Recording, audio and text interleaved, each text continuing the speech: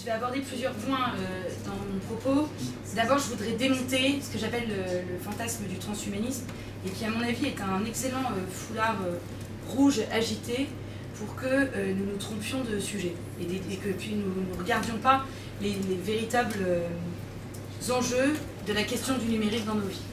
Alors si on regarde, je vais rapidement définir ce que c'est que le transhumanisme. Alors, pour être très simple, je suis allée chercher sur le site des transhumanistes, qui est l'association IA Transhumanisme.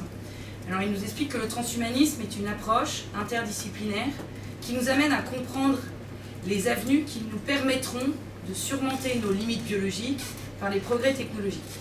Les transhumanistes cherchent à développer les possibilités techniques afin que les gens vivent plus longtemps et en santé, tout en augmentant leurs capacités intellectuelles, physiques et émotionnelles. En soi, le programme est assez intéressant, vivre en bonne santé, vivre plus longtemps, qui ne compte personne. Mais dans cette définition se glissent des choses un peu gênantes. C'est surmonter nos limites biologiques, augmenter nos capacités intellectuelles, physiques, émotionnelles. Augmenter nos capacités émotionnelles, je ne suis pas sûre que mon mari apprécierait que je pleure 3 fois plus à la maison, mais bon, on ne sait jamais. Et ce qui est intéressant, c'est que si vous fouillez un peu leur site, non, je pleure pas, je crie.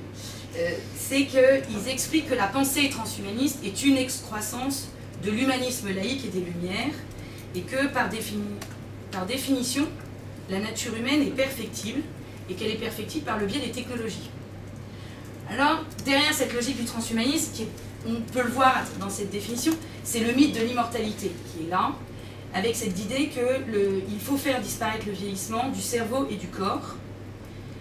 Et si on ne veut pas se débarrasser du vieillissement du corps, on va changer de corps.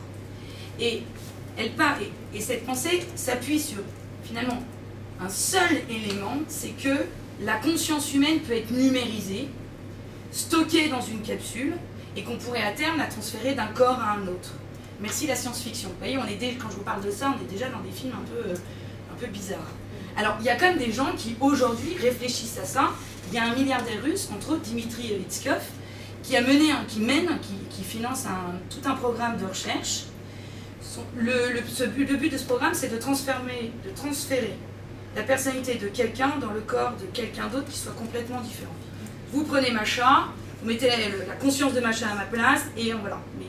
Mais du coup, qui est Macha, qui est Clotilde, ça devient très très compliqué à gérer. Et je pense que c'est plutôt Macha qu'il faut plaindre que moi. Et son objectivité, c'est quand même qu'en 2045, son projet Avatar, vous voyez déjà le nom, va pouvoir aboutir. Alors il y a plusieurs étapes, et ce qui est intéressant, c'est qu'autour de lui, il a réuni donc, des grands scientifiques, voilà, du cerveau, mais aussi beaucoup de portefeuilles, des gens qui ont beaucoup d'argent. Ça intéresse beaucoup les gens riches, ces histoires-là. Alors il y a 3 étapes dans sa démarche. La première, c'est la création d'un robot anthropomorphe, donc un robot qui est apparence humaine, et qui puisse être pilotable via une interface neuronale. Ça veut dire que moi, par ma pensée, je pourrais commander un robot qui aurait l'apparence de ma voisine de droite. Voilà. Ça, c'est la première étape. Deuxième étape, vraiment le transfert de la conscience humaine dans un cerveau artificiel, d'ici 2035, donc c'est quand même demain.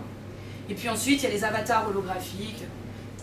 Alors, ce qui est intéressant, c'est de voir que un des scientifiques qui travaille là-dedans, qui est quand même pas n'importe qui, puisque la citation que je vais vous donner, elle est commune à un neuroscientifique et un philosophe qui, tous les deux, travaillent à l'université de Stockholm. Fantasme n'est pas interdit à l'université de Stockholm. Ils disent que le problème n'est pas de savoir s'il existe des systèmes physiques capables d'effectuer les calculs effectués par les cerveaux eux-mêmes, puisque de tels systèmes existent déjà, les cerveaux. Voilà. Le cerveau existe, il est capable de faire les choses. Mais le problème, c'est plutôt de savoir si le matériel capable de reproduire ce système peut être construit par le génie humain dans un avenir proche, à un coût suffisamment bas pour rendre l'émulation totale du cerveau possible. Vous voyez que la préoccupation de ces gens-là, c'est l'avenir proche, donc la capacité à le faire et à pouvoir se l'appliquer soi-même, et un coût suffisamment bas pour quand même que ce soit faisable. Le problème, c'est que derrière tout ça, l'objectif, c'est la disparition de la mort. Alors ils nous le disent, hein, ce n'est que lorsque nous devons nous séparer de la vie que nous prenons conscience de tout ce que nous n'avons pas fait, de ce que nous n'avons pas eu assez de temps pour faire, de ce que nous désirons vraiment. Et il y a quelque chose de complètement du serpent qui se mord la queue, c'est-à-dire qu'ils vous disent c'est génial d'être immortel, parce que quand on est mortel, juste avant, on se rend compte de tout ce qu'on n'a pas eu le temps de faire, ce qu'on aurait aimé faire. Mais alors du coup, si vous enlevez la mort, vous avez le temps de le faire. Mais à quel moment vous réalisez tout ce que vous aimeriez faire, puisque vous avez plus cette limite-là? Ça ne marche pas. Donc on est vraiment dans l'ordre du fantasme de la toute-puissance. Un des arguments qu'on oppose à ces espèces de prophètes technophiles, c'est qu'ils construisent dans leur imaginaire une société qui est une société eugénique, avec en plus même une division de la société entre les hommes augmentés et les hommes qui seraient purement biologiques, comme vous et moi en fait, tout simplement. Et en fait il dit, mais non, mais c'est pas un problème parce que l'eugénisme on le connaît déjà dans notre société. Et il parle de quoi? De la trisomie 21. Ils vous disent sans problème qu'il est possible aujourd'hui, pour eux, nous avons déjà largement accès aux formes d'eugénisme, l'eugénisme face aux maladies génétiques. Il est par exemple possible de réaliser une interruption médicale de grossesse jusqu'au jour de l'accouchement pour un enfant atteint de la trisomie 21. L'eugénisme visant à supprimer la trisomie 21 est largement accepté par nos sociétés. Et en même temps, ressemblerait en aucun cas à la fin de l'espèce humaine. Pardon, j'ai mal noté la phrase. Et vous voyez, donc en fait, que vous disiez que la société à laquelle ils rêvent est une société eugénique, ils s'en fichent complètement, puisque notre société est déjà eugénique. Alors, il y a quand même des questions anthropologiques derrière qui sont soulevées. Ça veut dire que nos données cognitives sont réplicables mathématiquement. Et donc derrière ça, ce que ça veut dire, c'est est-ce que l'esprit a le droit de disposer de son corps? Donc il y a bien la distinction corps-esprit. Est-ce qu'un esprit peut se dispenser d'un corps? Est-ce qu'un corps peut être vendu à un esprit par un autre esprit? C'est quand même des questions sur lesquelles ces gens-là réfléchissent. Et derrière tout ça, il y a quand même l'idée que le corps est méprisable parce que le corps est périssable. Donc vraiment une pensée profondément gnostique. Et que si on ne peut pas renouveler le corps, il faut absolument s'en débarrasser. Vous voyez bien que derrière ça, il y a le fantasme que l'homme serait réductible à la donnée et que notre cerveau serait purement du code. Alors si c'était vrai, ça voudrait dire que le cerveau serait un mécanisme auquel on pourrait ajouter, par des dispositifs techniques, de l'information, de la mémoire et des compétences. On le fait déjà. Vous comme moi, on est capable d'apprendre, de comprendre par rapport au moment où on est né et à l'âge que nous avons tous, nous avons augmenté nos capacités cognitives. En revanche, pas la manière d'un logiciel informatique. Parce que si nos cerveaux étaient réductibles à de la donnée, ça voudrait dire que aujourd'hui, je pourrais vous télécharger une nouvelle langue, comme ça, en vous branchant. Et paf, je saurais enfin parler anglais, ce serait génial. Mais je pourrais aussi devenir pilote d'avion, parce qu'il suffirait de télécharger le manuel dans mon cerveau. Et vous voyez bien que ça ne marche pas. Pourquoi? Parce que nos cerveaux, nos êtres, qui sont indissociablement corps, esprit et âme, pour moi, en tout cas corps-esprit, ça c'est sûr, pour tout le monde, ben, ils sont nourris à la fois de données, mais aussi d'émotions, d'expériences, de sensations. Et comment vous pouvez modéliser la jalousie? Objectivement, vous allez apprendre à votre robot que si le conjoint du robot s'approche à moins de 10 mètres de quelqu'un du sexe opposé ou qu'importe, parce que maintenant on est un peu perdu, il faut que là, le robot fasse une crise de jalousie. Et vous allez modéliser. Il y a un moment, la jalousie, elle est devenue irrationnelle. Parce que c'est pas parce que je m'approche de quelqu'un que mon conjoint fait une crise de jalousie, c'est qu'il est dans le fantasme de la possibilité que j'ai de me tromper. Alors allez-y pour modéliser le fantasme de la capacité à tromper. Vous avez l'émerveillement, la prudence, vous voyez toutes ces émotions qui créent en fait nos personnes et qui s'acquièrent avec l'expérience. Et donc, si nous réduisons l'homme, l'intelligence à du code, ça veut dire que nous réduisons l'homme à du code, et donc on est bien dans le fantasme d'une intelligence qui aurait la conscience d'elle-même. Et donc je pense que le transhumanisme, l'année dernière, à ce même endroit, on avait réfléchi à ces questions-là. Voilà. Il y a bien une dimension totalitaire, mais elle est encore de l'ordre très intellectuel. Alors, en revanche, aujourd'hui, dans cette pièce, mes deux voisines vous ont parlé de problèmes qui, dans le moment où elles nous en ont parlé, ne nous concernaient pas directement. Mais là, moi, je vais vous en parler tout de suite, parce que vous avez tous ça. Vous avez tout ça, on est filmé, nous sommes dans un monde qui est devenu numérique. Et en revanche, là, il y a urgence à y réfléchir, parce que ce monde numérique dans lequel nous évoluons définit un nouveau modèle de société. Alors je m'appuie beaucoup dans ce que je vais dire sur un philosophe qui s'appelle Éric Sadin, qu'on pourrait qualifier d'un philosophe de gauche, mais parce qu'il est très antilibéral, et c'est lui-même qui définit la notion de technolibéralisme. Et ce qui est intéressant, c'est qu'il dit, mais pour aller comprendre ce nouveau système, il faut aller au cœur historique et géographique de la naissance du progrès technologique, c'est-à-dire la Silicon Valley. Alors, il fait des liens même entre la génération hippie avec San Francisco, je ne m'étendrai pas là-dessus, mais l'anarchisme hippie qu'on retrouve chez ces gens-là, mais dans une logique qui est passée à la moulinette du libéralisme économique. Alors, ce modèle économique, il remodèle complètement le capitalisme, puisque vous avez des géants. Alors, on les connaît bien en France, parce que pour les Américains qui sont les GAFAM, Google, Amazon, Facebook, Microsoft, vous avez aussi les Chinois, et d'ailleurs, ce qui est intéressant, c'est que les Chinois sont venus chercher la manière dont les Américains avaient travaillé, et ces grandes plateformes génèrent des chiffres d'affaires colossaux. Et ce modèle de la Silicon Valley, tous les pays du monde cherchent à le dupliquer, et c'est une économie qui est fondée sur la donnée et les plateformes. Les plateformes, c'est toutes ces grandes sociétés qui gèrent les données. Netflix est une plateforme. Et donc, on a un modèle économique qui est aussi associé à un esprit qui est diffusé par toutes les personnes qui travaillent là-dedans, les industriels, les universités, les think tanks, mais aussi la classe politique qui va encourager l'édification de vallées, de mini, voilà, partout dans le monde. Et on le voit, la fascination de nos hommes politiques pour ce monde numérique, qui est la réponse à tout. Il y a un problème à l'école, du numérique à l'école. Il y a un problème de chômage, le numérique va sauver. Et vous regarderez que les hommes politiques qui sont en manque d'idées, vous mettront du numérique partout. Alors, on est dans un capitalisme d'un nouveau genre, qui est paré de vertus égalitaires, c'est extraordinaire. Sur Facebook, nous sommes tous égaux, nous pouvons entrer tous en relation, il n'y a plus de frontières. Et vous voyez les racines hippies vraiment de cette période post-années 50 aux États-Unis. Mais voilà, on est dans une logique visionnaire, tout est collaboratif. Le monde, l'archétype de celui qui réussit, c'est le start-upper, l'auto-entrepreneur, qui va réussir et qui va gagner des millions, c'est pas vrai. Il y en a très peu qui gagnent des millions. En revanche, on a un esclavage de la Silicon Valley, une forme d'esclavage de jeunes entre 15 et 18 ans qui sont mineurs et qui sont recrutés par les GAFAM pour récupérer ces gamins prometteurs en informatique. Ils les collent dans des immenses maisons, une espèce de colocation, et ils les font pondre du code pendant des jours et des jours. Et celui qui sort l'appli géniale gagne des millions. Les autres, ils repartent au bout de 6 mois et ils ont quitté l'école, ils ont cru qu'ils allaient sauver leur maman atteinte d'un cancer. Vous savez, le système médical américain n'est pas très généreux avec les pauvres, donc vous avez beaucoup d'enfants pauvres.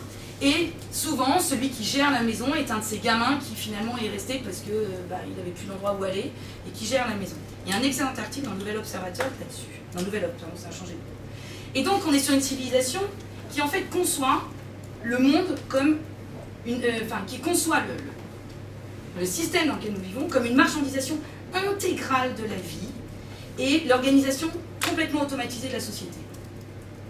Finalement, à terme, toutes les surfaces de nos existences seront connectées.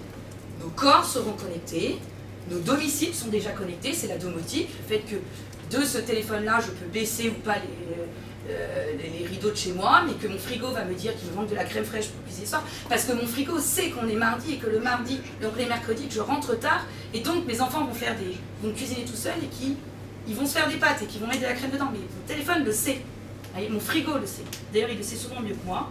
Je vais passer à la maison, c'est bien le grand malheur des enfants, ils leur montrent toujours la crème. Mais nos voitures sont connectées. Mais on a loué une voiture ce week-end, on n'est pas encore dans la voiture autonome. La voiture, elle expliquait à mon mari qu'il était en train de changer de voie. Et il disait, mais tu vois, si je lâche le volant, la voiture, elle roule toute seule pendant 30 secondes sur l'autoroute. Et donc, le volant est connecté aux mains du conducteur. Et la voiture, elle vous explique quand vous êtes fatigué. Il est temps de faire une pause, vous avez l'air fatigué. Mon mari, ça va, on s'est arrêté il y a une demi-heure, dis non, je te jure, j'ai un coup de pompe. Parce que la tension des mains dans le volant n'est pas la même, la tension dans les pieds, la manière dont vous êtes assis dans le fauteuil. On n'était pas sur une voiture de dingue, hein. On était sur une Volkswagen, Tiguan, voilà. Okay. Nos environnements urbains sont connectés, vous passez dans la rue, les lampes aujourd'hui s'allument et s'éteignent quand vous passez. Et donc en plus, si ça c'est connecté avec votre téléphone, tout l'espace est connecté. Et donc on est dans une industrie de la vie qui va chercher à tirer profit des moindres de nos gestes. Alors, le problème c'est que on considère que le code a raison parce qu'il a une apparence de rationalité. Il est mathématique, donc il ne peut pas se tromper. Et donc, nous sommes prêts à soumettre nos capacités de décision à la vérité technologique. Qu'est-ce que ça veut dire? Le technolibéralisme, il a intérêt à rentrer dans tous les pans de nos existences et il opère en nous une pression continue sur notre capacité à décider parce qu'il va en permanence nous suggérer les meilleures actions à prendre. Nos téléphones nous suggèrent régulièrement, on ne s'en rend même plus compte. Vous rentrez sur Google, il vous dit déjà, il vous suggère les 5 sites que vous avez déjà visités la dernière fois. C'est rien en apparence. Mais imaginez porter ça dans tous les éléments de votre vie. Moi, le téléphone suggère à mon mari d'aller se coucher. C'est son téléphone qui dit ça, il a programmé le truc. Et donc les algorithmes accompagnent notre vie. On parle même d'assistants. La Google Home, comment il s'appelle de chez Amazon, voilà. Nos voitures autonomes, tout ça en fait, on les sont considérés comme des assistants. Et en fait, il y a une logique qui peut devenir quasiment coercitive. Moi, la voiture de ce week-end, elle se bloquait si mon mari faisait une opération contraire, qui aurait pu être dangereuse. Elle se bloquait. Il n'aurait pas pu se suicider avec cette voiture. Attendez, oui, c'est la liberté. Alors pour le suicide, c'est pareil que c'est bien, mais vous placez-le sur autre chose. Et donc finalement, face à l'équation, il est difficile de s'opposer. Donc ça, c'est aujourd'hui, c'est pas le fantasme de l'immortalité, et pourtant, ça nous pose des questions fondamentales. C'est que la technique, nous avons fait opérer à la technique une grande mutation, c'est qu'elle n'est plus une réponse à des tâches fonctionnelles, mais elle a une mission organisationnelle. Elle participe de nos décisions. Ensuite, elle met donc en danger notre faculté humaine de jugement et de notre capacité à agir librement et avec conscience. Et en plus, elle monétise tous les instants de notre vie. Alors, on va revenir sur la question de l'intelligence artificielle, parce que c'était un peu le sujet, mais je voulais placer ce cadre avant pour que vous compreniez les exemples que je vais donner.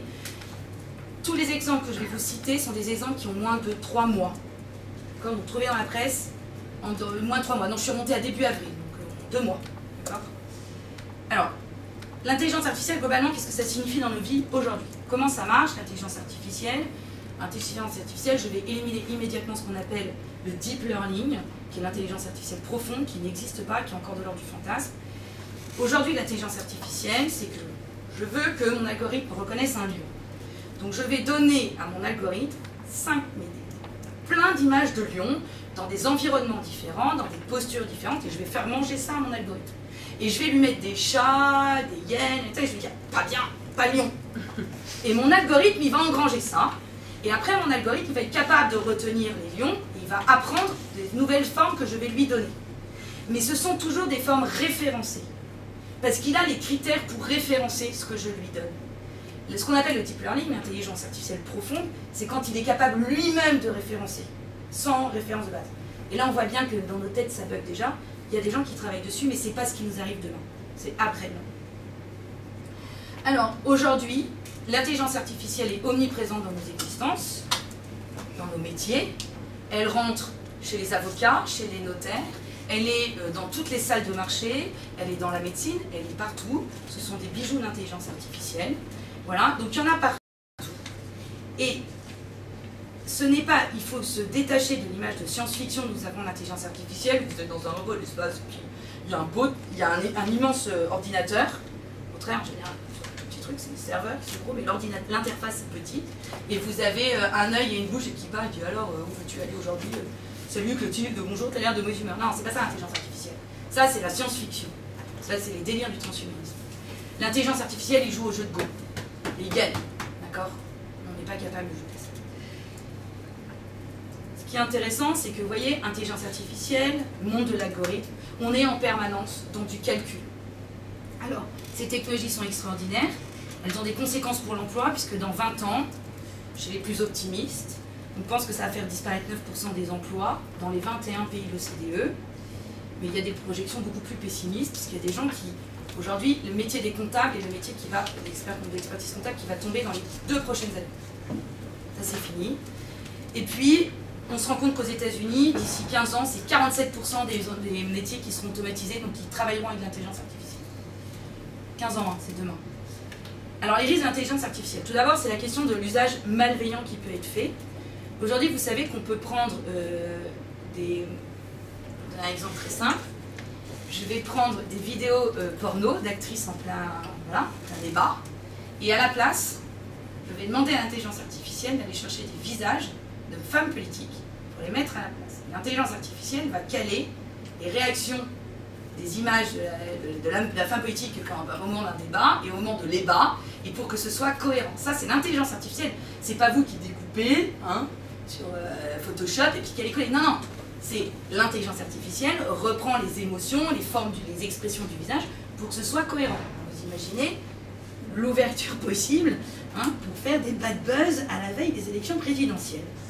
Ensuite, vous avez toutes les manipulations de vidéos. Vous pouvez faire dire aujourd'hui, grâce à ça, en donnant un texte écrit, vous pouvez faire dire au président de la Corée du Nord que demain, il lancerait une attaque contre les États-Unis, et bam, la guerre mondiale. Il suffit de faire ça chez soi. Nous sommes tous capables de le faire. Il suffit d'avoir le petit logiciel qui est accessible au grand public. Et puis vous pouvez avoir aussi des cyber-attaques à grande échelle, avec des synthèses vocales, des usurpations d'identité, il y a plein de choses. Oui, par exemple, tous les systèmes automatisés, on peut imaginer un groupe terroriste qui prenne le contrôle de toutes les voitures, qui pas encore autonomes, rien que celles que mon mari avait ce week-end, et qui leur fasse faire n'importe quoi. Oui. Parce qu'en fait, on est tous reliés dans nos voitures parce qu'on a tous un GPS. C'est bien un accident général, c'est pas mal. Et du coup, on peut causer des catastrophes. Ensuite, la numérisation de nos existences a un lien immédiat et dangereux, mais avec la question du contrôle social. En Chine, ils sont les rois du contrôle social, de la reconnaissance faciale et la détection des comportements. Alors c'est vachement bien parce qu'en Chine, ils utilisent la reconnaissance faciale et le contrôle du comportement pour identifier les pandas. Vous savez, ils n'ont plus beaucoup de pandas, donc ça leur permet de ne pas confondre panda 1 et panda 2, et de se dire on a bien toujours la même couleur. Donc des pandas sont scannés et c'est bon. En fait, en Chine, ils s'en servent aussi autrement. C'est-à-dire que maintenant, en Chine, où que vous soyez, vous êtes filmé, reconnaissance faciale, et on détermine des notes de bons et de mauvais comportements. Donc vous crachez dans la rue, l'algorithme repère votre visage, il met ça en lien avec d'autres données, tac, vous avez l'amende chez vous. Alors en Chine, c'est pas obligatoirement une amende. Voilà. Voilà. Donc, ça permet quand même d'identifier un suspect au milieu de 60 000 personnes. Je ne sais pas si vous vous rendez compte des chiffres. Alors en Chine, ils sont très nombreux, mais nous, on est déjà moins nombreux. Donc 60 000 personnes, on va vite avant de pouvoir le faire. Et en Chine, ils ont aussi mis ça en place dans les écoles. Donc les élèves sont filmés, identifiés en temps réel par l'algorithme, dans les salles de classe, la cantine, la bibliothèque, et ça permet de vérifier qu'ils ont un bon comportement. Voilà. Donc c'est aussi ça. Là, vous avez... Alors eux, ils répondent. Ne vous inquiétez pas, la sécurité des données est respectée, puisque les données d'identification des élèves ne sont pas envoyées dans le cloud, donc à l'extérieur, elles sont stockées dans le serveur interne à l'école. Donc personne d'autre ne pourra les utiliser. Ça, c'est bien la précaution chinoise. Moi, en tant que pays démocratique, je trouve que j'ai un peu de mal, mais dans nos pays démocratiques, ça existe, le contrôle social. Il y a un débat actuellement au conseil municipal de San Francisco, surtout ces contrôles sociaux, il est lié au marché, à l'économie de marché. Et il y a un débat à San Francisco pour interdire à San Francisco le contrôle facial. C'est intéressant parce que San Francisco est vraiment, c'est la Jérusalem de la Silicon Valley. Et donc c'est là où ils en connaissent le mieux les défauts et les dangers. Alors tout le monde dit que c'est très bien, la reconnaissance faciale, ça permet de lutter contre la criminalité, localiser les enfants disparus, les personnes atteintes de démence, les personnes atteintes d'Alzheimer qui se sauvent de leur asile, paf paf, on les récupère tout de suite, c'est très bien. Mais quand même, il y en a qui disent non, il y a un problème sur le contrôle social, il faut qu'on arrête. Et donc San Francisco a voté une résolution pour interdire le contrôle facial, l'identification faciale, et elle est suivie, c'est en débat actuellement, par Oakland, qui est de l'autre côté de la baie de San Francisco, c'est la ville qui abrite Facebook, Twitter, Uber, Alphabet, qui est la maison mère de Google. Voilà. Donc dans ces villes-là, on interdit la reconnaissance faciale. Il y a un gars qui a été arrêté aux États-Unis parce qu'il a été identifié à tort, la reconnaissance faciale en plus fait des erreurs quand même, pour avoir volé des produits chez Apple.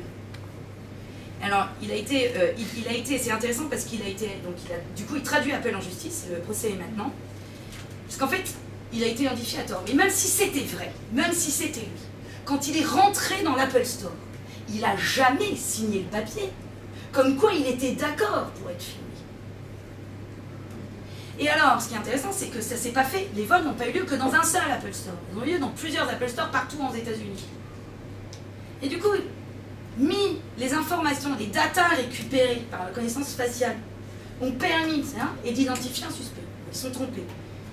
Amazon aujourd'hui travaille en dehors de la reconnaissance faciale, mais pour montrer la prégnance de l'intelligence artificielle dans nos vies, un bracelet qui permet quasiment, parce qu'ils sont à deux doigts de le faire, de lire nos émotions. Rien qu'au son de la voix. Alors, je plains beaucoup Amazon avec quelqu'un comme moi, parce que du coup, mais ce qui est intéressant, c'est que vous allez avoir ce bracelet. Je vous explique comment ça se passe. Vous allez avoir ce bracelet. Vous rentrez chez vous, au ton de la voix et à la manière de dire bonjour à vos enfants, le bracelet détecte que vous avez passé une mauvaise journée, qu'il vaut mieux que les gamins se tiennent tranquilles. D'accord? Et comme vous êtes connecté à mort, tout est connecté, le frigo est en train de se dire, mon Dieu, elle est de mauvaise humeur, ce soir elle va pas cuisiner. Ça va être pizza. Donc, première possibilité, Alexa, la Google Home, de là-bas, enfin liée à Amazon, pas celle de Google, va vous faire une suggestion. Bonsoir Clotilde, tu as l'air fatiguée aujourd'hui. Est-ce que tu veux que je commande une pizza? Vous voyez? Ça va, parce que mon bracelet, il a aucun intérêt à être tout seul. En revanche, s'il est connecté à tous les autres éléments de ma maison, dont Alexa, parce qu'Alexa, elle est reliée directement à Amazon. Donc Alexa, c'est ça qui est génial, c'est qu'elle envoie l'information à Amazon que le temps du mois, j'ai été de mauvaise humeur. Et Amazon, le soir, elle va lui mettre le lien avec ce que j'ai commandé sur Amazon. Quand Clotilde était de mauvaise humeur, qu'elle a mangé des pizzas, elle a commandé tel livre. Donc, 15 jours après, je rentre chez moi, de nouveau de mauvaise humeur. Le soir, je me plante sur mon ordi, Amazon va me faire des suggestions de livres. Ou d'autres choses, parce qu'Amazon ne vend pas que des livres. Où est la différence avec la prédictibilité? Quelle est ma liberté finalement, puisqu'on crée chez moi une intention de. Et donc tout l'objectif du Lab 16 d'Amazon, c'est d'unifier tout ça. J'ai encore un peu de temps, Macha? Alors maintenant, je vais vous montrer ça, comment ça fonctionne dans la médecine. C'est génial dans la médecine. Alors, les progrès actuels en matière de technologie vont permettre dans les 15-20 prochaines années de supprimer la plupart des maladies que nous connaissons aujourd'hui, les cancers, par les nanotechnologies, les petites nanoparticules, ça coûte 2 fois moins cher qu'une chimio, ça ne vous rend pas malade, et c'est personnalisé, c'est extraordinaire. Les gars qui ont monté ça, ils sont en train d'avoir l'autorisation de mise sur le marché. Ce qui est intéressant, c'est qu'ils n'ont aucune réflexion éthique. Parce que quand vous discutez avec eux, c'est pour ça que nous on en a, on le fait venir devant les jeunes, parce qu'il faut qu'ils réfléchissent un peu.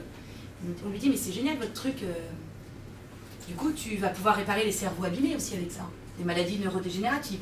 Oui. Mais sur un cerveau sain, est-ce que tu vas pouvoir augmenter les capacités? Oui. Alors tu t'arrêtes quand? Il est où votre comité éthique dans votre boîte? Parce que l'État, il va donner une autorisation de mise sur le marché. Guérir l'Alzheimer, guérir les Parkinson, guérir les cancers, pour pas cher du tout. Sans effet nocif. Vous avez enlevé les vomissements liés à la chimio, et la perte des cheveux. Et en plus avec un taux de réussite extraordinaire. On est à 95 voire 99%, surtout quand vous les avez là, vous savez, vous pouvez pas faire de rayons, là, des nodules, c'est pas très marrant. Donc là, l'État, il va balancer ça. Mais l'État, aujourd'hui, ne se posera pas la question de l'application de ça sur des cerveaux sains. Donc pas sur le mien, on est d'accord. On va aussi pouvoir avoir des robots chirurgiens, et c'est vachement bien parce que le robot chirurgien, il est extraordinaire, parce qu'il n'est jamais fatigué, il n'est jamais saoul, il ne fait pas de dépression, il n'est pas plaqué par sa femme, donc il n'a aucune émotion qui va venir mettre à mal son opération. Vous voyez, le geste sera net, tremblera pas celui-là. Par l'impression 3D du vivant, on est capable de, on vient de créer un cœur, voilà, à partir d'un morceau de cellule, on vient de créer un cœur. Mais par l'impression 3D du vivant, avec juste un petit morceau de mon cheveu, on peut créer un clone de Clotilde que je porterai moi-même. L'horreur, mais l'horreur, vous imaginez? Non, vous voyez, ce qui est extraordinaire, c'est que ce qui peut sauver des vies peut nous rendre complètement dingues. Alors, c'est vraiment génial d'utiliser l'intelligence artificielle en médecine. Je reviens sur l'intelligence artificielle, parce que c'est un peu la problématique, mais je vais montrer un peu toutes les possibilités démontres qu'on peut avoir sous les yeux. L'intelligence artificielle, elle peut lire 20 millions d'études cliniques en quelques minutes. 20 millions d'études cliniques, d'accord? Quand le médecin, au meilleur des cas, lit 200 publications par an, grosso modo on lui laisse les week-ends, mais ça veut dire, vous voyez, l'année fait 365 jours, donc c'est déjà un médecin qui lit beaucoup. Et l'avantage de l'intelligence artificielle, c'est qu'elle, elle n'oublie pas ce qu'elle a lu, contrairement au médecin qui peut oublier, avant même d'aller voir un Alzheimer. Et en plus, l'intelligence artificielle, vous allez pouvoir lui donner du langage naturel. Elle est capable aujourd'hui de lire un dossier médical et d'intégrer des termes qui sont utilisés dans des encyclopédies de médecine, mais qui ne sont pas placés au bon endroit. Vous voyez, dans un dossier médical, le médecin, il construit son dossier en fonction de sa manière de... c'est pas obligatoirement hiérarchisé, vous voyez ce que je veux dire. Deux dossiers médicaux ne se ressemblent pas dans la structure. Et ça, l'intelligence artificielle est capable d'en prendre ça. Alors, ces intelligences artificielles en matière de médecine, vous avez DeepMind pour Google, et IBM, c'est Watson Health. Watson, copain de Sherlock Holmes, marrant, Health. Alors, Watson Health, j'ai un accent atroce en anglais, je suis confuse, et du coup, j'aimerais bien que l'intelligence artificielle me permette d'avoir un bon accent, d'IBM, a fait un exemple. 10 minutes de travail d'intelligence artificielle vaut 160 heures de travail pour 11 pathologistes. D'accord ? Vous voyez, dans une société qui n'a plus beaucoup de sous pour financer la recherche et financer la question de la santé, il y a quand même des économies à faire. Alors, évidemment que l'intelligence artificielle a une part croissante dans la médecine, surtout dans l'imagerie médicale, et elle est aujourd'hui extrêmement utilisée pour diagnostiquer des cancers. Par exemple, le cancer du sein. Vous donnez à l'intelligence artificielle, l'algorithme a une base de radiographie, et l'algorithme est programmé pour repérer les différents types de pathologies. Il sait. Donc vous lui envoyez une mammo, et il compare, et tac, il vous sort le truc. Et en fait, il compare avec les éléments qu'il a déjà en mémoire, et ça permet, si le radiologue fait bien son travail, d'interpréter, de lire l'image. L'intelligence artificielle va trier les images et le médecin va poser le diagnostic définitif. Et c'est assez efficace parce que dans le traitement des images, pour le cancer du sein aujourd'hui, l'algorithme qui est proposé, c'est 30 millions de mammographies.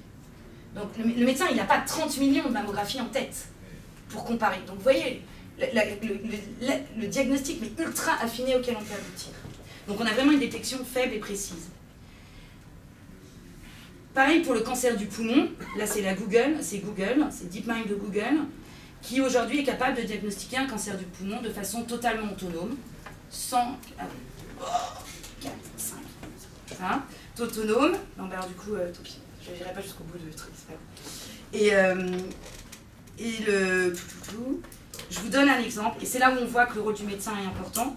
Ils ont fait une expérience, ils ont pris 6 radiologues expérimentés qui avaient accès à l'historique médical des patients, et ils ont pris d'autres patients qu'ils ont transféré les dossiers, les images, ils les ont données à l'algorithme, à l'intelligence artificielle. Il y avait 507 patients, dont 83 atteints d'un cancer. Les radiologues ont diagnostiqué à tort 11% de cancer en plus, et ils sont passés à côté de 5% de cancer. C'est-à-dire qu'on a un programme qui est close, et le programme, lui, tout seul, il a un taux de réussite à 94,4%. Vous allez vous dire, il faut tout de suite l'intelligence artificielle. Mais si vous mettez l'intelligence artificielle et les médecins, vous arrivez à un taux de réussite de 99%. Donc ça pose la question, est-ce qu'on va être dans une santé de l'économie où là on va se passer du médecin et on laissera l'algorithme travailler ou pas? Ça c'est vraiment la question.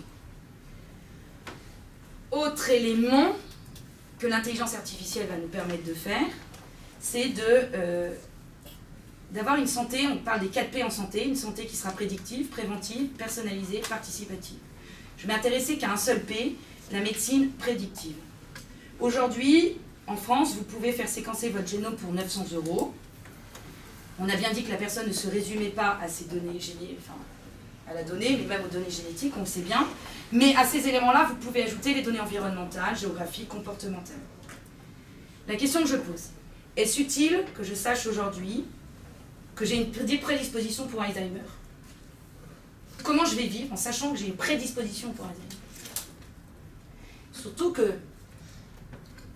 ces tests-là ne vont pas dire que dans 5 jours, je vais être renversé par un bus et que je vais mourir de cet accident de la route. Donc vous voyez bien que la tentation de la prédiction, elle est extrêmement malsaine et en plus elle est faussée. Parce qu'elle n'est toujours que partielle. Il y a une étude qui a été menée par l'université de Stanford et Google. Ils ont pris 700 000 vétérans américains, d'accord, et ils ont donné à l'algorithme des données sur ces vétérans américains. C'était uniquement des données de l'ordre de l'état civil. En tout cas, il n'y avait aucune donnée médicale. Aucune donnée médicale. Donc en gros, c'était environnemental par rapport au lieu où les gens vivaient, des données statistiques. Et la machine a déterminé la date de décès précise à 48 heures près, dans près de 90% des cas. machine est quand même sacrément forte. Alors, quelles sont les limites que je mets à ma prédictibilité? C'est à la machine. Alors, ils étaient tous morts, donc c'était facile de vérifier, mais c'était d'anciens dossiers. Mais il n'y avait pas de données médicales, rien qu'à partir des données statistiques. Alors, quelques grands enjeux sur lesquels il faut se poser des questions, c'est que moi, en tant qu'individu, je fournis de la donnée. En tant que patient, je fournis de la data. Je fournis de la donnée. Et quel est mon consentement? Est-ce que mon consentement est vraiment éclairé quand je fournis de la donnée? Est-ce que je suis suffisamment libre par rapport à la donnée? Je peux donner un exemple qui est en dehors de la médecine, mais qui permet de dire à quel moment on dit pousse au truc. C'est le film Sully, qui est une histoire vraie. C'est un pilote américain qui, au moment de décoller, s'est pris un vol de bernache, et du coup, un des réacteurs est mort, et l'avion dit il faut absolument que j'atterrisse. Et le pilote s'est dit je peux atterrir. Non, la tour de contrôle lui a dit il faut que tu ailles atterrir à tel aérodrome. Et le pilote s'est dit je ne vais pas aller jusque-là, je prends un risque, et donc il a améri sur le Hudson. 0 mort, 0 blessé. Il y a eu une enquête du Bureau de sécurité de l'aviation américain qui a duré plusieurs années. Le gars en est venu à douter de ce qu'il avait fait, qu'il l'a mis en cause. Pourquoi? Parce qu'il n'avait pas respecté les règles liées aux machines, parce que dans la tour de contrôle, c'est les machines qui avaient donné ça. Et donc, son initiative personnelle était remise en cause par les machines, alors même qu'il n'y avait pas eu d'erreur, et que l'avion a été abîmé, mais en plus ils avaient atterri avec l'histoire du train d'atterrissage. Alors j'ai relu ça l'autre jour, c'est un peu compliqué, mais en gros s'il avait atterri sur l'aérodrome, l'avion était caput aussi. Vous voyez? Donc à quel moment je vais pouvoir comprendre, je vais pouvoir dire stop à l'algorithme? Autre question, on dit que pour que les algorithmes soient compréhensibles, il faut que les algorithmes soient publics et transparents. Qui d'entre nous autour de cette table est capable de comprendre un algorithme? Déjà d'aller savoir où il est, de comprendre comment il est construit, et du coup d'aller déterminer les biais par lesquels il est construit. Quasiment personne. Donc transparence, oui, mais au nom, mais qui? Pour qui? Après vous avez la question du rôle du médecin. Par la radiographie, on peut permettre à 5 milliards de personnes qui n'ont pas accès à l'imagerie médicale d'avoir une échographie dont le diagnostic sera donné par un médecin généraliste, pas par un radiologue. C'est génial dans nos déserts médicaux. S'il nous reste des généralistes, ils pourront faire de la radiographie. Mais auront-ils l'expérience pour dire, qui va leur permettre de dire attention, je vais me méfier du diagnostic donné par la machine? Non, ils ne l'auront pas. Parce qu'ils n'ont pas la spécialité, l'expérience, et tout ce qui a fait qu'ils sont devenus, ils sont radiologues à l'instant T à ce moment-là. Et dans une société où le déficit de la sécurité sociale est croissant, l'intelligence artificielle est une solution, mais avec ses limites. Il y a la question aussi de la responsabilité. Qui est responsable en cas d'erreur de diagnostic? Le médecin? L'algorithme? Le constructeur de l'algorithme? Est-ce qu'il est responsable? Ça, c'est une grande question. Alors, pour vous montrer à quel point on est délirant là-dessus, c'est que le 16 février, c'est le seul exemple que je peux donner qui est un peu décalé, 16 février 2017, au Parlement européen, il y a une résolution qui a visé à créer une personnalité juridique des robots, pour que le robot soit responsable de son erreur. Pourquoi? Parce que c'est des problèmes d'assurance. Il vaut mieux que ce soit le robot qui soit responsable plutôt que l'entreprise qui a créé le robot. Vous donnez une personnalité morale au robot, vous vous déchargez de toute responsabilité. Et moi je pense, le groupe auquel j'appartiens, nous pensons réellement qu'il faut travailler la responsabilité de l'ingénieur. Parce que la technique n'est pas neutre. La technique, elle est conçue pour un objet, pour une action. Et donc, l'ingénieur, il doit savoir limiter son algorithme quand il part des biais et le stopper à des moments et donner cette capacité à l'algorithme de s'arrêter. Sinon, ça va être que le visitateur. Moi, si ma voiture, elle a une malfaçon, c'est mon fournisseur automobile qui est responsable. C'est Renault, Peugeot. Mais si l'algorithme est mal fait, pourquoi on dédouanerait l'ingénieur de sa responsabilité? Pourquoi? Parce que l'ingénieur, c'est celui qui permet le progrès. Et aujourd'hui, c'est le nouveau dieu de notre société. Alors, vous avez la question de l'assurance maladie, aussi. Je l'ai déjà pas mal évoqué. Je vais vous donner un exemple qui me semble assez intéressant pour comprendre. C'est la société. J'ai complètement exposé mes 4 minutes. Non, je donne pas surtout, il faut... Enfin, non, mais j'arrête. Madame le député, on va je dis juste les éléments et puis d'exemples. Conclusion, et ouais. Voilà, donc, oui, la question de la sécu, les mutuelles sont intéressées par ça parce que si on est dans la prédictibilité, votre police d'assurance, c'est l'idée, est-ce que vous allez... Aujourd'hui, c'est ce que vous vivez avec vos voitures. Si vous avez une conduite sans accident depuis plusieurs années, saine, vous payez une police d'assurance plus faible que si vous avez enchaîné les accidents. Pourquoi on ne ferait pas payer au gars qui a un cancer des poumons plus cher ses soins quand on sait qu'il a fumé 30 ans? Sérieusement, où est la différence? Je vous signale que nos amis mutuelles sont en train de réfléchir à ça. Dernière chose, la santé, oui c'est ça la prédiction, ça je l'ai déjà un peu évoqué, donc on va s'arrêter là. Et la donnée a une valeur. Aujourd'hui, quand je vais chez mon médecin, il récupère de la donnée qui est transférée à l'assurance maladie, par le biais de ma carte vitale, par le biais de mon dossier médical. Ces données-là, elles sont données aussi aux labos de recherche. Les labos de recherche, ils gagnent de l'argent avec ça, parce qu'ils construisent des algorithmes pour l'intelligence artificielle. Sans la donnée, ils ne peuvent pas les construire. En fait, je devrais payer quand je vais chez le médecin, puisque je donne de la donnée. Alors qu'aujourd'hui, je paye, je suis remboursée, mais je cotise. Donc vous voyez bien qu'il y a un système où c'est le libéralisme économique qui a investi par la technique tous les pans de nos sociétés, alors qu'on pourrait peut-être renverser la logique et de dire vous avez besoin des données pour travailler et faire des algorithmes, donc ces données, nous, on les récupère, elles sont anonymisées, agrégées, c'est difficile de faire le lien avec qui vous êtes, et donc, on peut le faire. Il y a des boîtes américaines comme ça qui ont vendu pour 300 millions de données à des grands labos comme Glaxo, et qui vendent, et là l'exemple que j'avais c'est 650 000 profils génétiques vendus à Pfizer, et les gars, c'était une société pour vérifier quoi? Votre génome, je crois. Puis en plus maintenant elle est en lien avec Airbnb, comme ça vous pouvez savoir d'où viennent vos origines, pareil, prédictibilité, faites le test, quelles sont mes origines, et paf, Airbnb vous propose d'aller faire du macramé en Mexique parce que vous avez des origines mexicaines. Vous voyez comme on vous enferme l'alliance du marché. Alors, la conclusion que j'aurais à dire, c'est que je pense profondément, ces questions ne sont absolument pas évoquées dans les états généraux de la bioéthique, elles sont citées, mais on ne sait pas ce qui va se passer.